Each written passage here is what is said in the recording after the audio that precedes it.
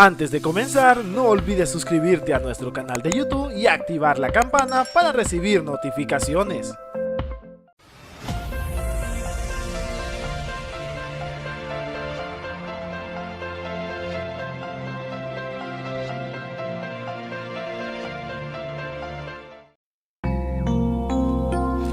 En las tinieblas y en el dolor, en este mundo de perdición, una esperanza alumbrará, trayendo vida y libertad. Deja que Cristo brille en tu vida, mostrando a otros su gran amor. Que cada día en tu camino puedan otros ver al Señor, puedan otros ver a Jesús.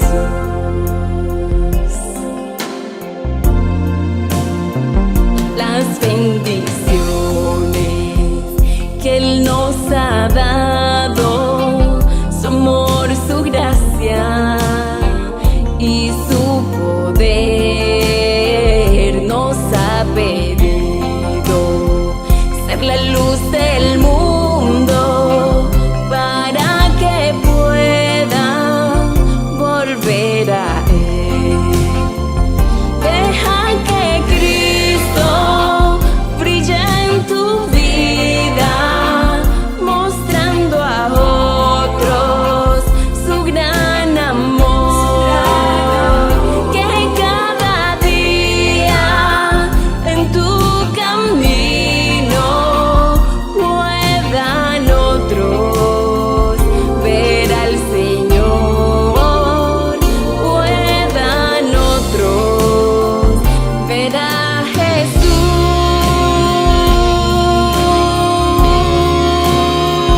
Muy pronto en gloria vendrá el Señor para llevarnos a su mansión. Ya no hay más tiempo, ve y dile a otros lo que ha hecho Jesús por ti. Deja que Cristo brille en tu vida, mostrando a otros su gran amor. Que cada día en tu camino puedan otros ver al Señor. Deja que Cristo brille en tu vida, mostrando a otros su gran amor. Que cada día en tu camino puedan otros ver al Señor, puedan otros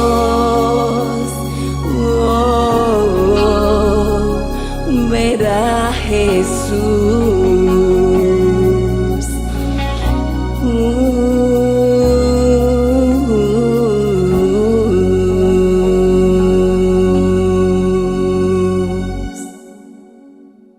Maravilloso que podamos compartir de este ciclo, cómo vencer el pecado, un ciclo de 10 temas. Hoy estaremos con el tema número 4, que estoy seguro va a ser de gran bendición para nuestras vidas, que Dios pueda bendecirnos, manifestarse y que Él pueda permitir que mediante su Espíritu nuestras mentes sean abiertas. Pero vamos a comenzar con una palabra de oración, ¿les parece? Vamos a pedirle a Dios que Él se manifieste y que Él sea el que pueda bendecirnos en esta hora. Oramos. Querido Padre que estás en los cielos, alabado y glorificado sea tu nombre.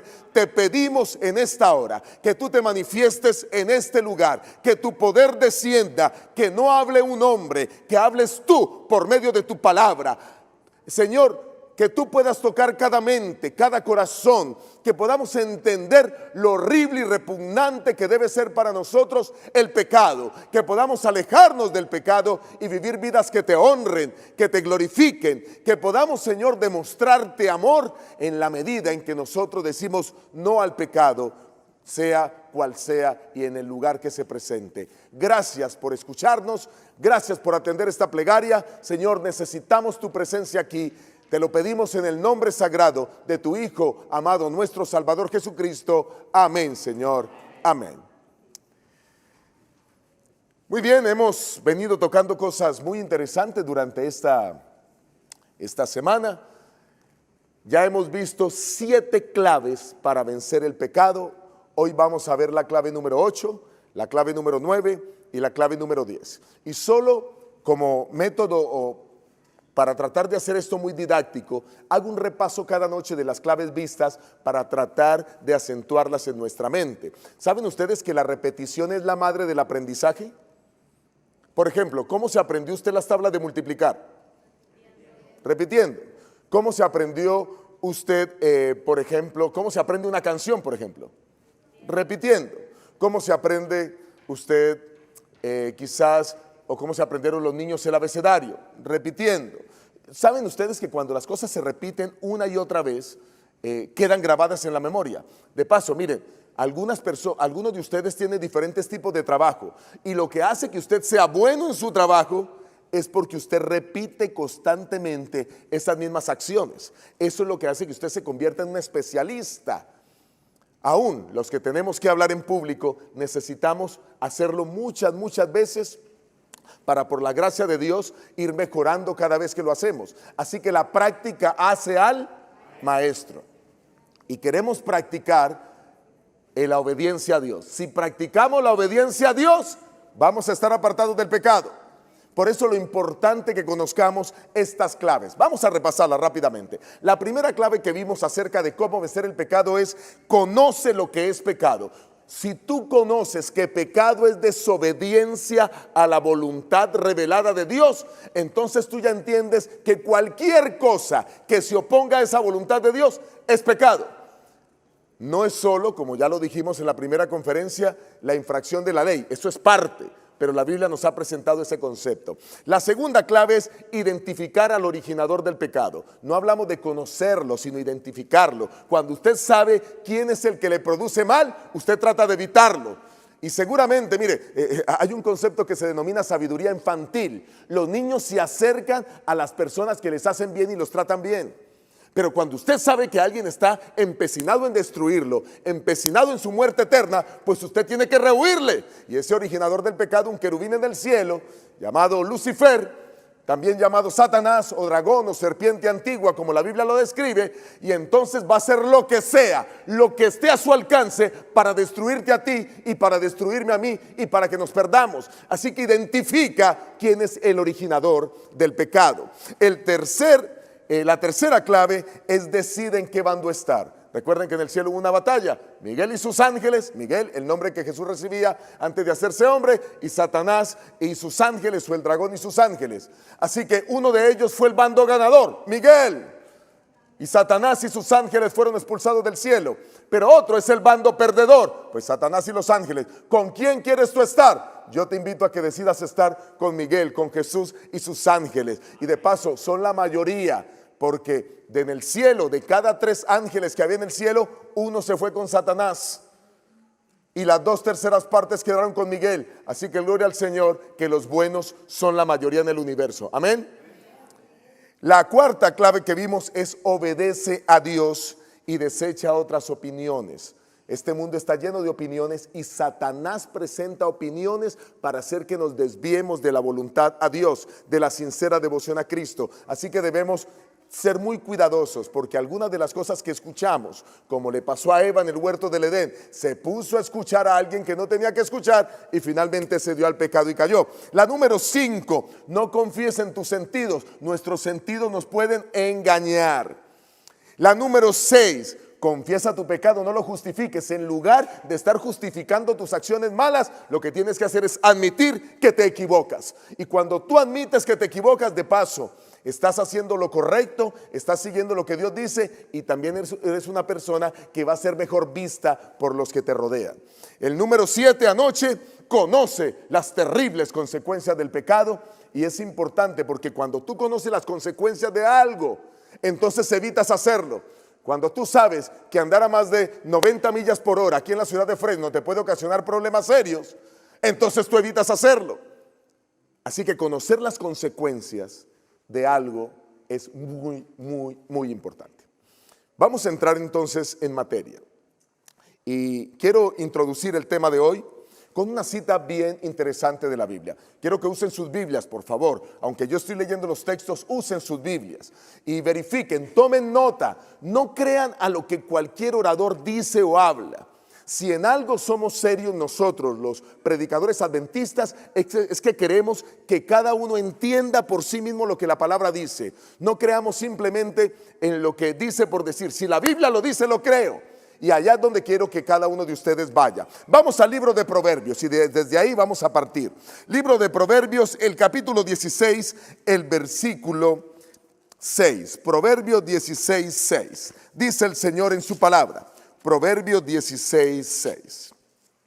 Dice Dios: con misericordia y verdad se corrige el pecado. ¿Cómo se corrige el pecado?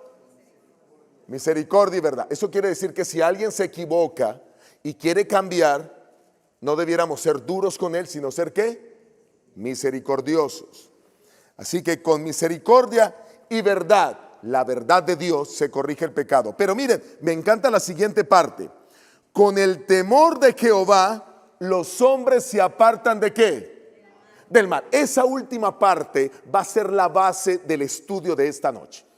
Porque los hombres que se mantienen apartados del pecado son hombres y mujeres que deciden hacer lo que precisamente el texto dice: temer a Jehová. Y temer a Jehová no es otra cosa que respetar a Jehová, a Dios. Y no es otra cosa que amar a Jehová, amar a Dios. Así que aquellas personas que deciden amar a Dios, no querer ofender a Dios porque lo aman, son las personas que evitan el pecado. Saben, hace algún tiempo visité a un amigo y el amigo me contaba una historia y me decía ese amigo que había vivido una situación bien difícil de tentación en cierta oportunidad.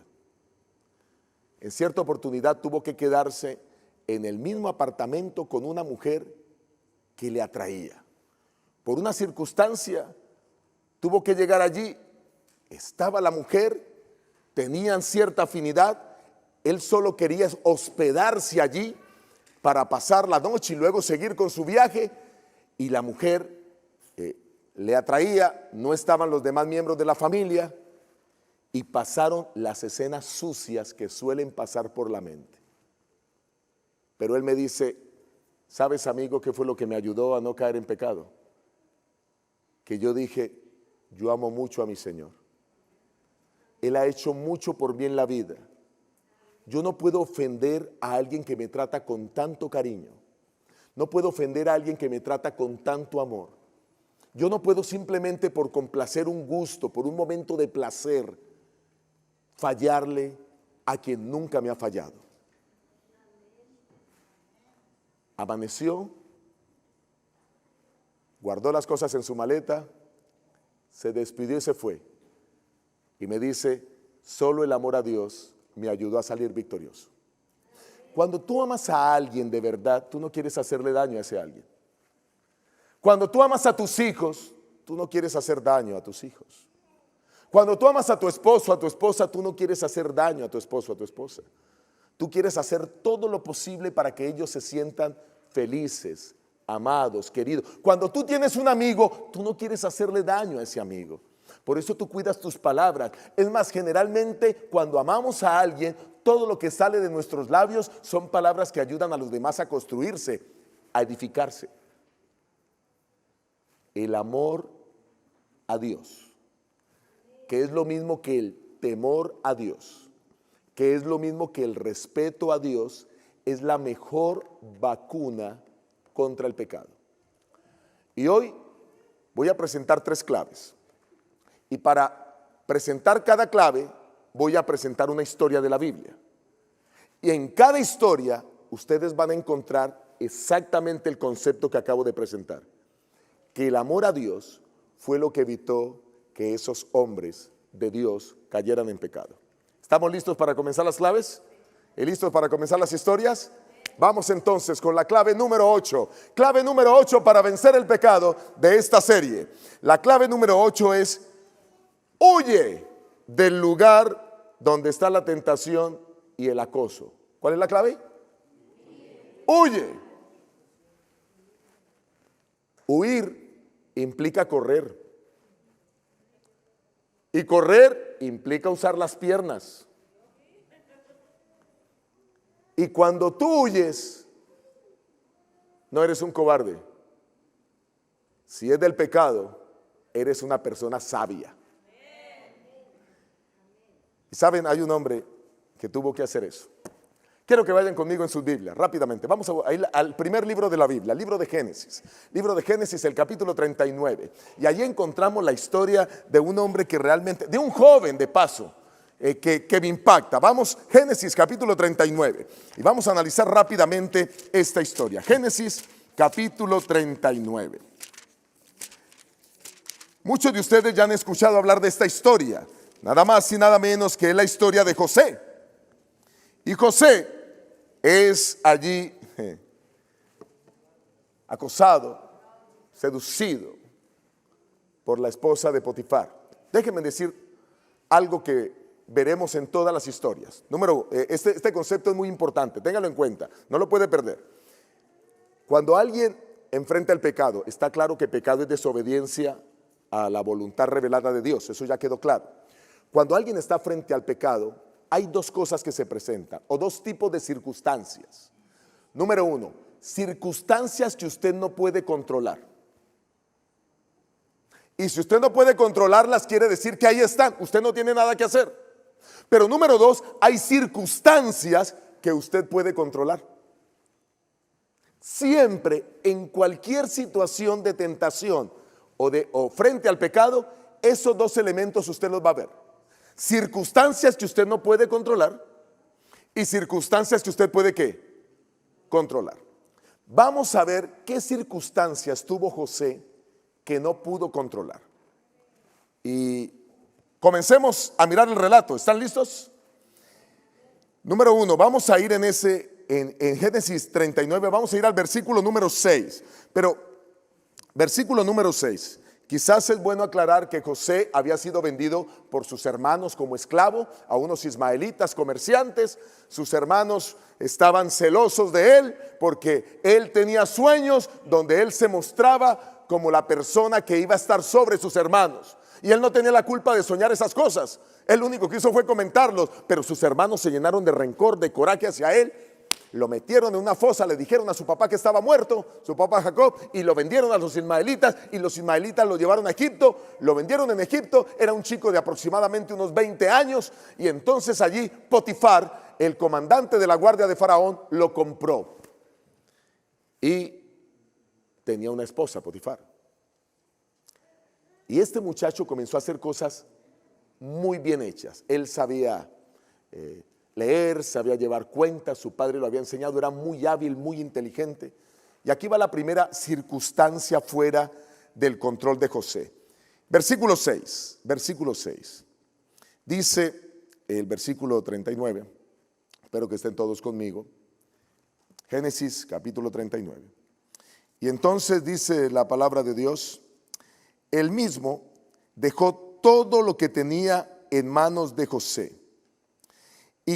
Y con él no se preocupaba de cosa alguna, sino del pan que comía. Potifar le entregó todo a José. Pero miren lo siguiente: José era de hermoso semblante y de bella ¿qué?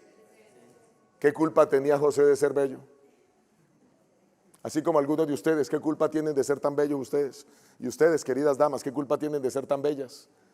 José no tenía la culpa, nació bello. Y cuando alguien es bello, llama ¿qué?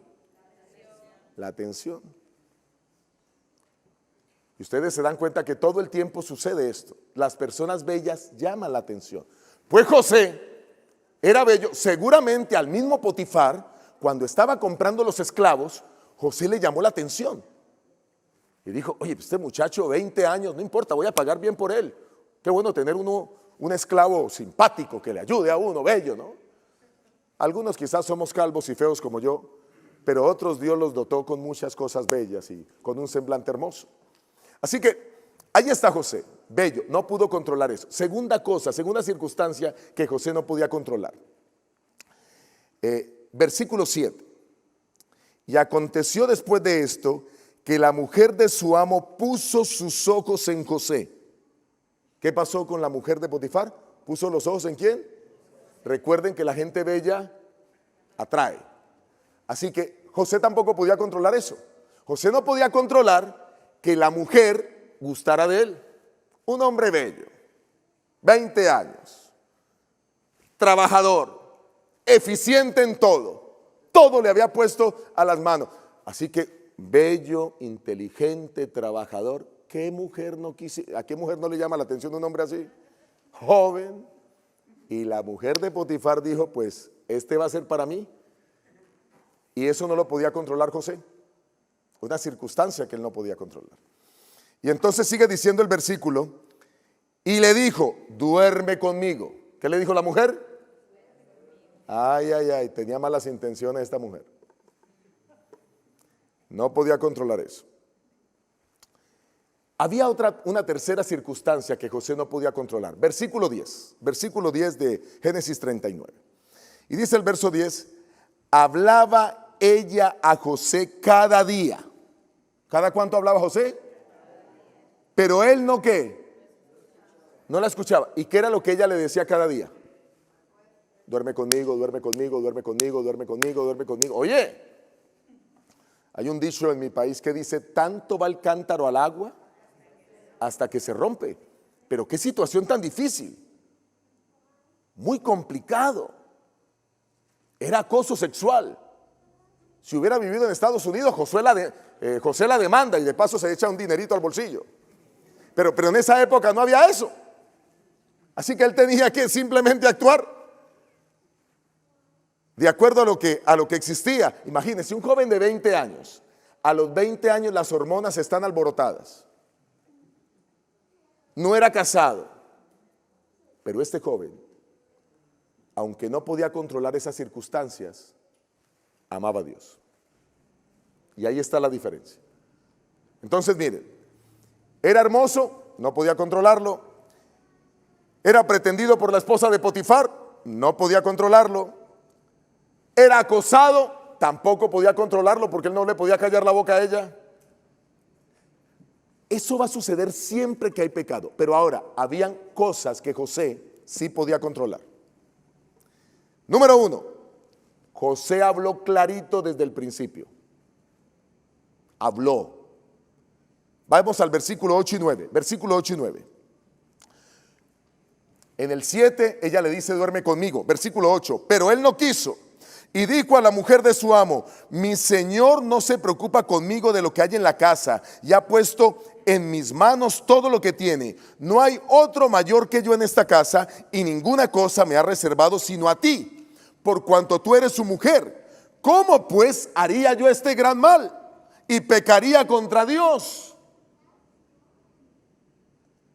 ¿Qué controlaba José? José controlaba aquí su voz, su lengua, sus pensamientos. Y Josué le dijo a esa mujer, mire, usted está muy equivocada conmigo. Primero, yo tengo una responsabilidad muy seria con mi patrón, con mi amo. En segundo lugar, quiero decirle que me ha reservado que la cuide a usted. Y quiero decirle que yo amo a Dios. Y no quiero fallarle a mi Dios. ¿Cómo voy a hacer ese gran mal? ¿Cómo voy a pecar contra Dios? ¿Cómo voy a desobedecer a la orden de Dios? Uno tiene que poner las cosas claras cuando tiene que estar frente al pecado. Los hijos de Dios y los que guardamos los mandamientos, el cuarto mandamiento de la ley de Dios dice, acuérdate del día sábado para santificarlo. Estoy citando Éxodo capítulo 20, versículo 8 al 11. 6 días trabajarás y harás todas tus obras, pero el séptimo día es de Jehová tu Dios. No harás en él obra alguna, ni tú, ni tu hijo, ni tu criado, ni tu bestia, ni tu buey, ni el extranjero que esté dentro de tus puertas. Porque en 6 días hizo Jehová los cielos y la tierra y todo lo que en ellos hay, y descansó el séptimo día y lo declaró santo y lo santificó. Así que el Señor dice: el sábado es de Dios. Cuando tú vas a presentarte un trabajo, tienes que hacer lo que hizo José. Tú tienes que hablar, dan tus pensamientos, pon las cosas claras desde el principio. No esperes tener el trabajo y entonces dice, y después miro a ver qué hago. No, desde el principio ponga las cosas claras. Porque si usted ama a Dios, usted tiene que hacer lo correcto siempre. Usted no puede ponerse a jugar con el pecado. Usted se imagina a José diciendo, pues bueno, mira, está bien, no me acuesto contigo, pero charlemos de vez en cuando y conversemos. No.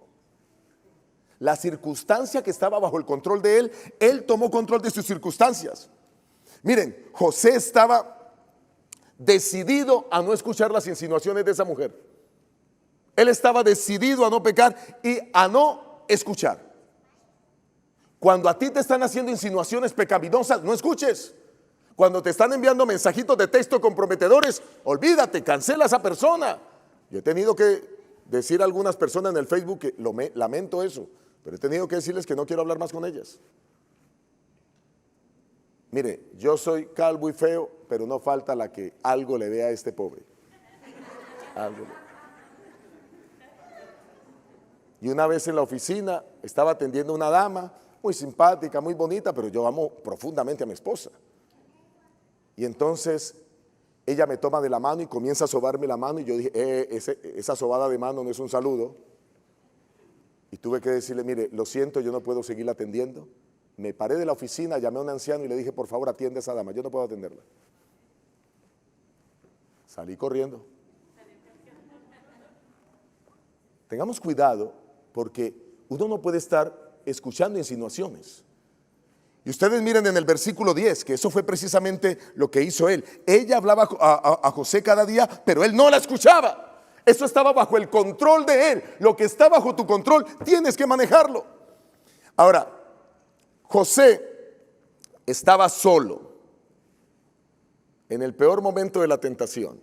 Perdón, no en el peor momento de la tentación, sino en el momento en que la situación era fácil para que él pudiese caer. Se encontraba solo. Pero él no creyó que ella estuviera por ahí. La palabra de Dios muestra que él estaba solo haciendo sus quehaceres. Versículo 11. Pero aconteció un día cuando entró en la casa a hacer su oficio que no había nadie de los de la casa allí. ¿No había qué? Él entró a atender lo que tenía que atender. Era una situación que él podía controlar porque si había gente o no había gente, él podía decidir salir o no, pero él no pensó que había nadie ahí y parece que la mujer estaba medio escondida. Y por eso él manejó la situación. Cuando él vio que ella estaba ahí y nuevamente ella quiere acosarlo, él decide irse.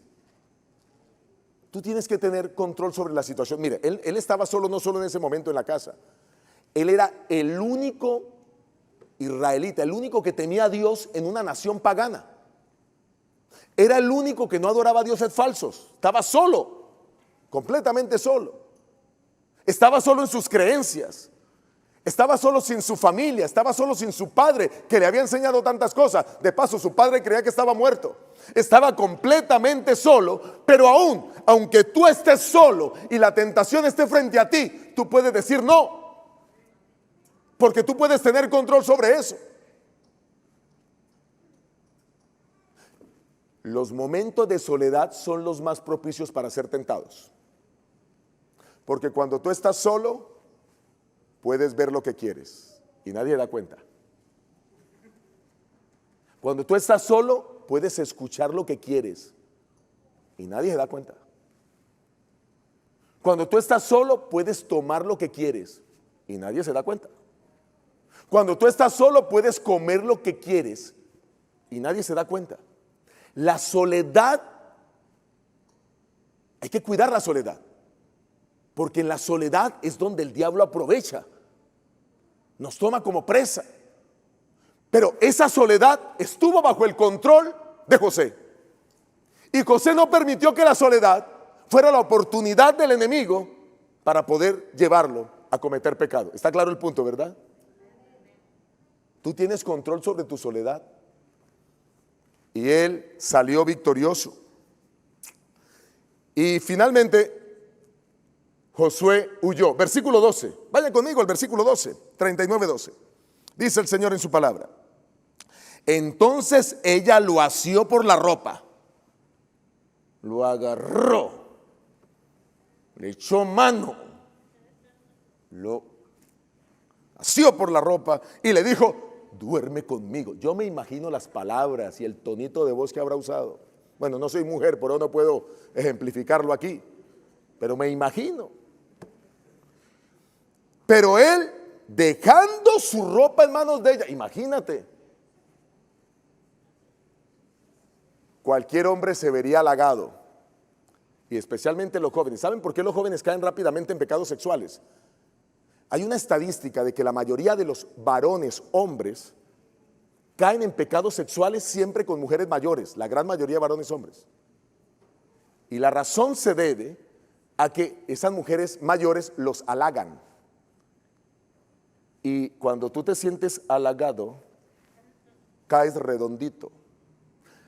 De paso, queridas esposas, si usted quiere tener a su esposo comiendo de su mano, haláguelo todo el tiempo, elógielo, y él va a estar ahí pegadito. Porque ¿saben cómo las otras mujeres, saben cómo comienza un adulterio? Porque las otras mujeres comienzan diciendo cosas como: ay, tu esposa es muy afortunada. Ay, de tener un hombre como tú. Es que tú eres un tremendo trabajador. Y el hombre dice: ve, y esa mujer que tengo en la casa que no me dice nada, y esta que me dice cosas tan bonitas, ¿verdad? ¿Sí? ¿En serio? Gracias por lo que me dices. Pero si la esposa lo halaga todo el tiempo, está previniendo un adulterio. Está claro el punto, ¿verdad? Y aquí está lo que tenía bajo el control. Lo asió de la ropa. ¿Y qué siguió pasando así? Y entonces sigue diciendo el versículo 12. Pero él, dejando su ropa en las manos de ellas, huyó y salió. Patitas, ¿pa' qué te tengo? Para correr. Huyó, salió. No te quedes a jugar con el pecado. No te quedes a merodear con el pecado. ¿Quedó claro el punto? Lo que José no tenía bajo control, no puede hacer nada. Pero lo que José tiene bajo control, hay que hacerlo. Dios te va a ayudar. Ustedes saben que después de eso José fue a la cárcel. Pero Dios lo llevó a la cárcel con un propósito, porque de la cárcel llegó a ser el segundo hombre más importante en todo Egipto, a ser el gobernador supremo de Egipto. Así que no te preocupes de las consecuencias, Dios tiene un plan. Vamos ahora a mirar la siguiente clave. Queda claro, la clave número 8 es: huye del lugar donde está la tentación y el acoso. Huye. La clave número 9, vamos. Decide no contaminarte con lo pecaminoso. ¿Cuál es la clave número 9? ¿Cuál es? Decide, repitan conmigo, decide no contaminarte con lo pecaminoso. Y quiero ilustrar esta clave hablando de un profeta. Vayan a Daniel el capítulo 1. Daniel el capítulo 1. Dice el Señor en su santa palabra. Daniel 1. Daniel 1. Dice el Señor. De paso, quiero decirles, solo para ilustrar, para entrar en contexto, el pueblo de Israel, bueno, en este caso la nación de Judá, había sido invadida por los babilonios. Jerusalén era la capital de Judá. Los babilonios vinieron, sitiaron la ciudad, robaron, saquearon el templo, robaron todas las cosas, pero el rey de Babilonia había dado órdenes de que se llevaran a lo mejor de los jóvenes más bellos, los jóvenes más educados, para prepararlos y formarlos para que esos jóvenes ayudaran en el gobierno de Babilonia. Entonces era la manera como los babilonios hacían, y de esa manera se llevaron cautivo a un grupo de personas de Judá y de Jerusalén, y entre ellos estaba un jovencito llamado Daniel, que tenía sus amigos también. Y entonces Daniel es llevado cautivo a Babilonia. Versículo 3 y versículo 4 del capítulo 1. Dice el Señor en su palabra.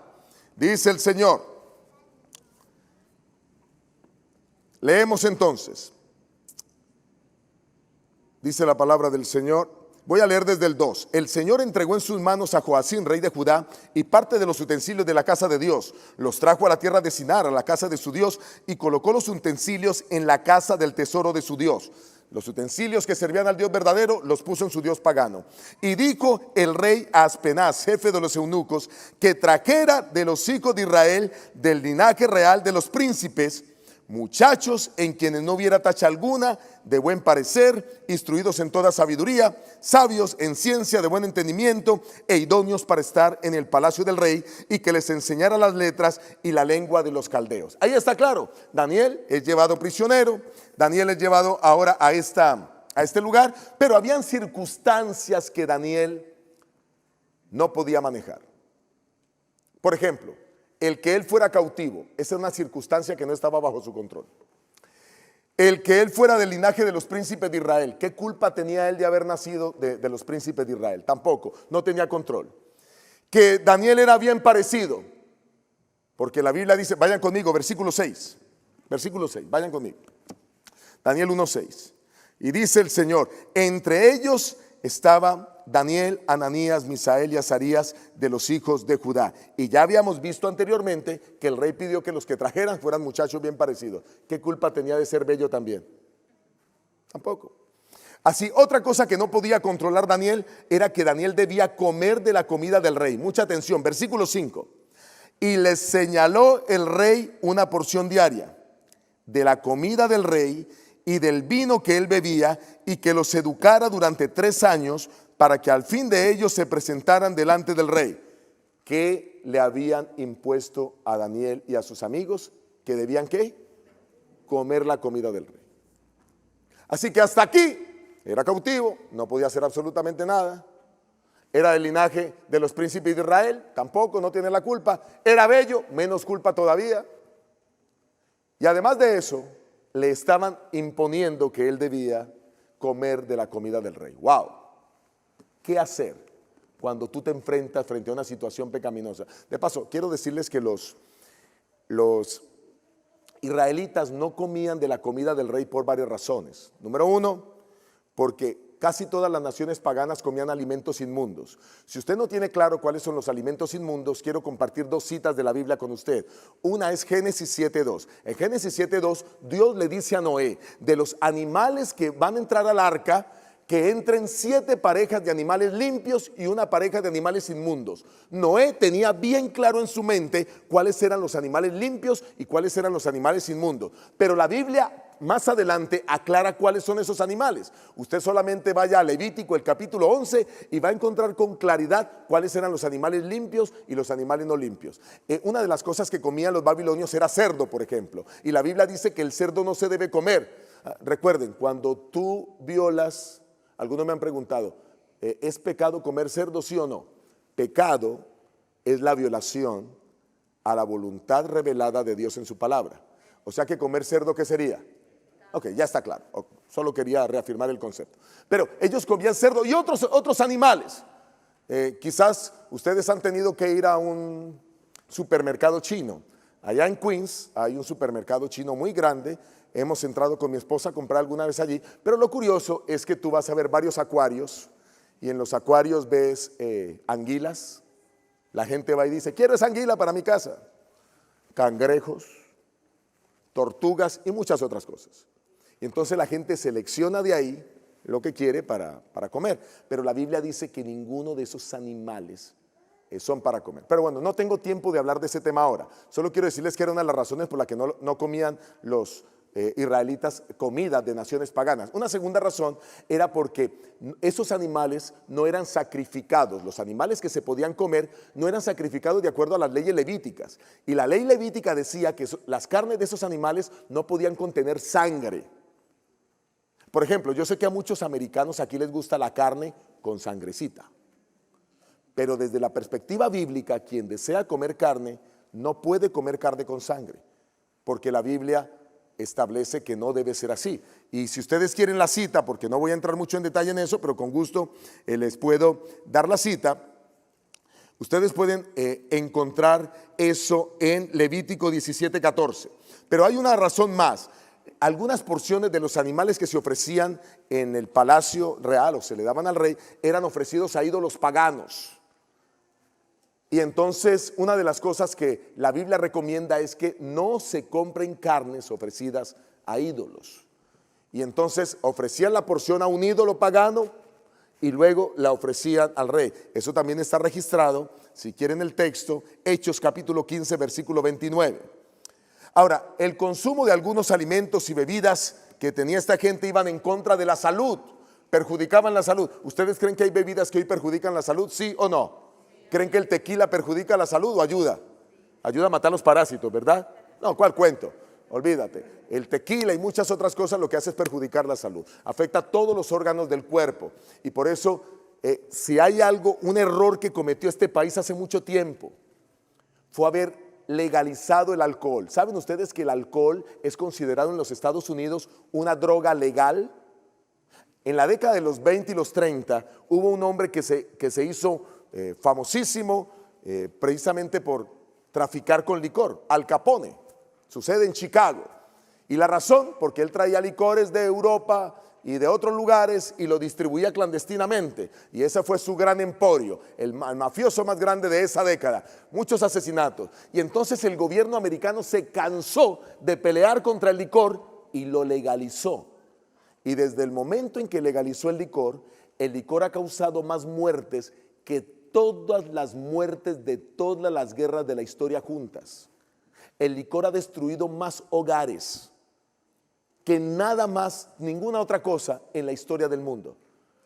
Lo peor que pudo haber sido es legalizar la droga, ¿no? Y qué tristeza que ahora legalizaron la marihuana y algunos quieren legalizar la cocaína. Y estamos en un conflicto ahora terrible. Pero cuando tú haces eso también está yendo en contra de la voluntad del Señor. Así que por eso no comían de esas cosas. Por estas razones ellos prefirieron mantenerse, no tocar lo inmundo. La Biblia dice que esas cosas son pecaminosas, que son inmundas. Y entonces, pues Daniel, que tenía esa circunstancia en contra, decide manejar lo que tiene bajo su control. Primera cosa que tenía Daniel bajo su control. Número 1, lo mismo que hizo José, poner las cosas claras de una vez. Hablar. Y eso fue lo que hizo Daniel. Habló. Vayan conmigo, versículo 8. Daniel capítulo 1, versículo 8. Me encanta este versículo, extraordinario. Daniel propuso en su corazón no contaminarse con la porción de la comida del rey. ¿Qué propuso Daniel? No contaminarse. Tomó la decisión. Yo no me voy a contaminar con esa comida. Ni con el vino que él bebía. Por tanto, pidió al jefe de los eunucos que no se le obligara a contaminarse. La primera cosa que hizo Daniel, que estaba bajo su control, era poner las cosas claras desde el principio, hablar.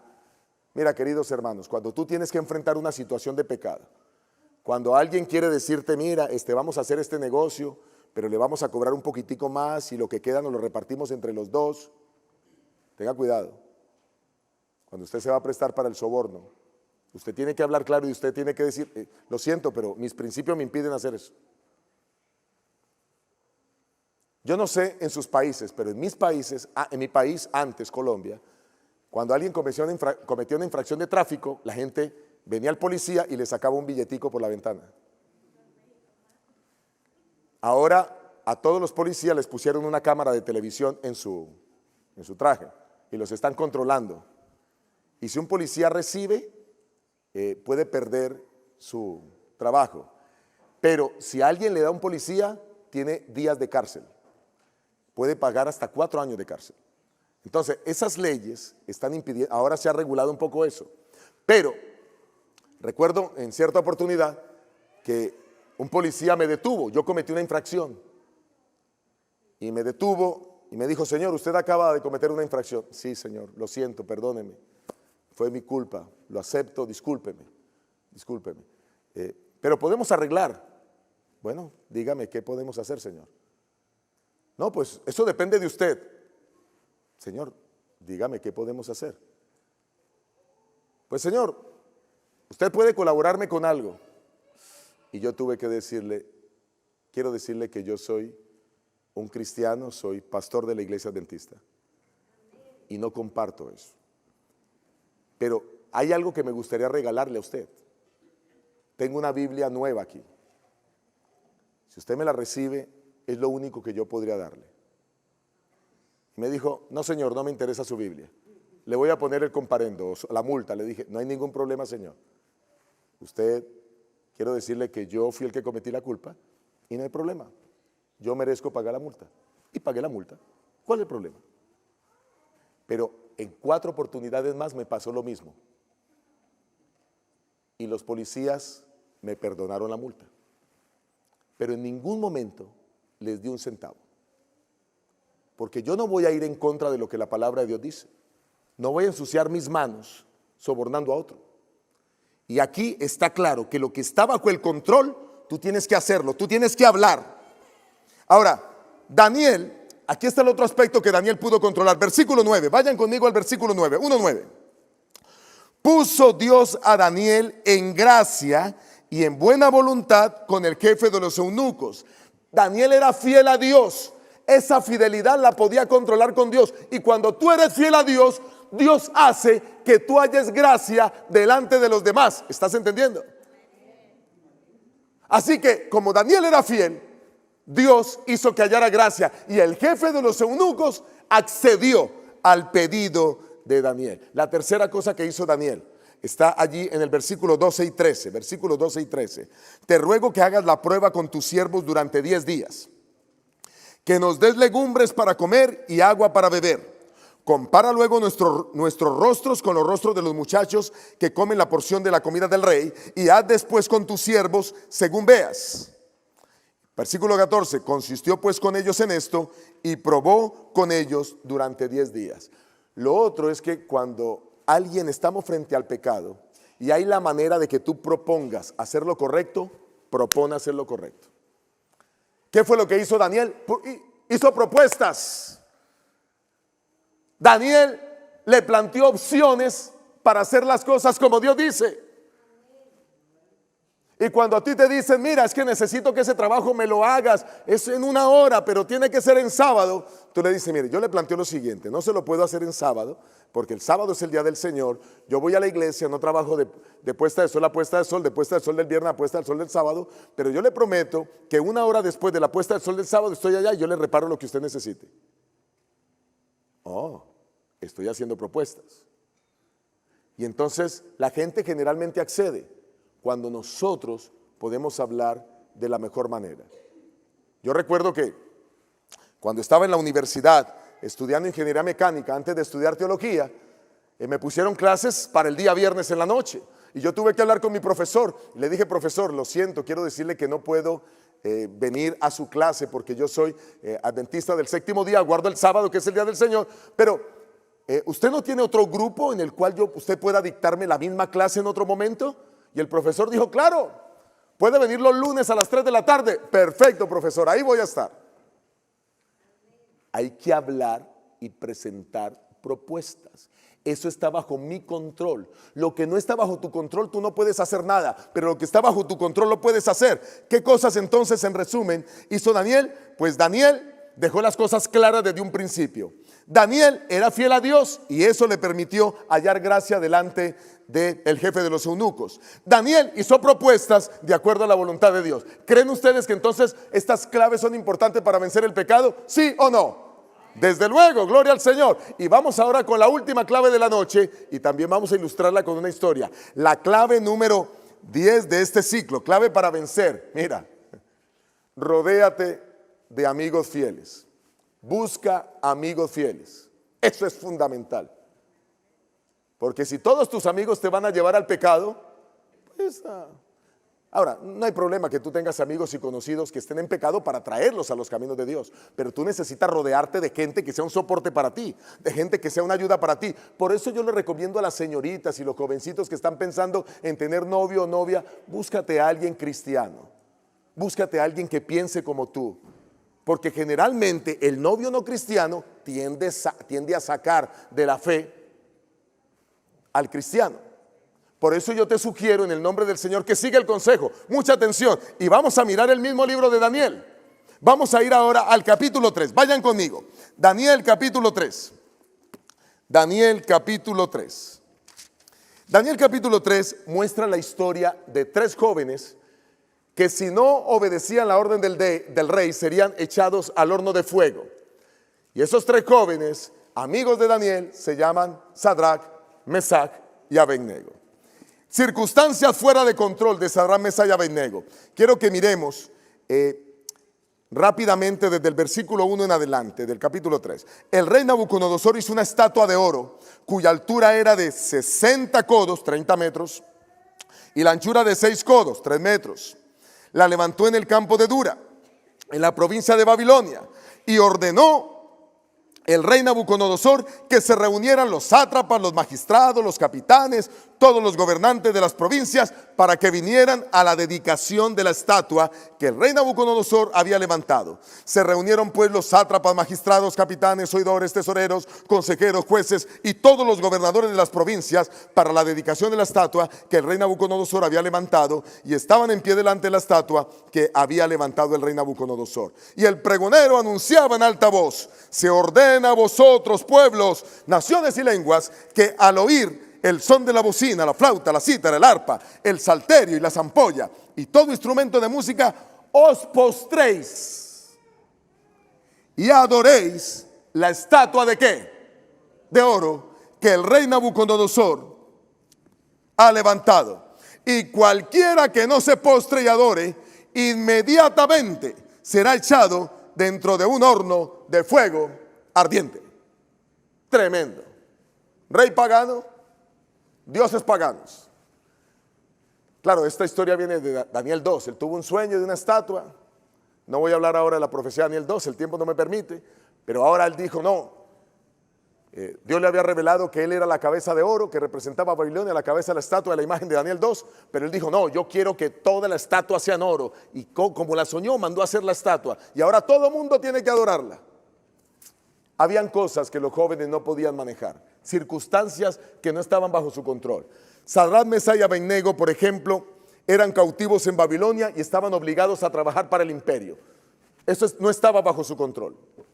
Sadrach, Mesach y Abednego debían participar en la ceremonia de dedicación de la estatua de oro. ¿Por qué debían participar? Porque estaban llamados todos los líderes, los gobernadores, y ellos trabajaban en el imperio, ocupaban posiciones. No podían dejar de asistir a esa reunión que el rey citaba. Sadrach, Mesach y Abednego fueron denunciados ante el rey por no adorar la estatua. Tampoco uno puede controlar la boca de los demás, los que lo denuncian. Miren el versículo 12. Versículo 12. Hay unos hombres judíos a los cuales pusiste sobre los negocios de la provincia de Babilonia, Sadrach, Mesach y Abednego. Estos nombres, oh rey, no te han respetado.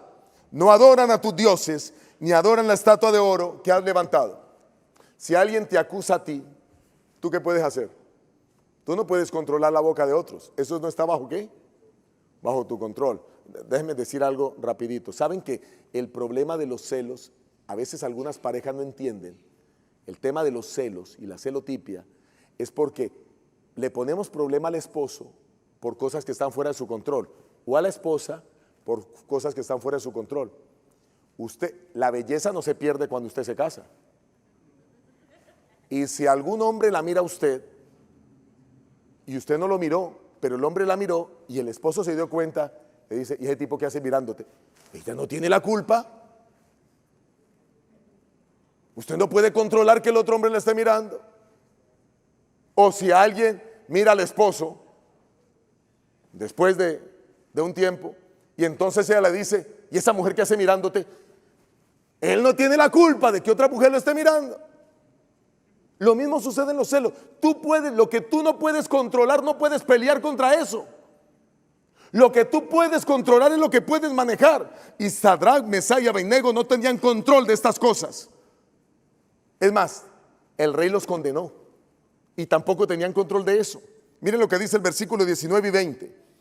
Entonces Nabucodonosor se llenó de ira, Cambió el aspecto de su rostro contra Sadrac, Mesach y Abednego y ordenó que el horno se calentara 7 veces más de lo acostumbrado. Y ordenó a hombres muy vigorosos que tenían su ejército que ataran a Sadrac, Mesach y Abednego para echarlos en el horno de fuego ardiente. ¿Ellos podían controlar la orden del rey? Tampoco, no estaba bajo su control. Pero escuchen, ¿qué estaba bajo el control de ellos? ¿Qué podían ellos controlar para poder vencer ese pecado donde los querían obligar a pecar, a desobedecer a Dios? Aquí está.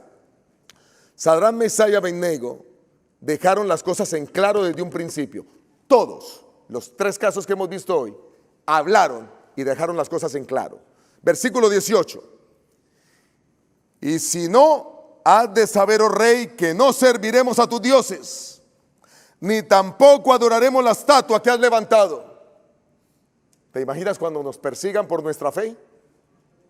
Tú tienes que pararte y hablar y decir, no, no lo vamos a hacer. No vamos a desobedecer a Dios. Sadrac, Mesach y Abednego prefirieron morir antes de desobedecer a Dios. ¿Y por qué prefirieron morir? Porque amaban a Dios. ¿Por qué Daniel no se contaminó con la comida del rey? Porque amaba a Dios. ¿Por qué José no se acostó con la esposa de Potifar? Porque amaba a Dios. En lugar de enseñarles a los hijos prohibiciones, no hagas esto, quédate aquí, enseñemos a nuestros hijos que amen a Dios. Los padres nos estamos equivocando al formar a los hijos. Por eso los hijos crecen en la iglesia y cuando son adolescentes, adultos, se van.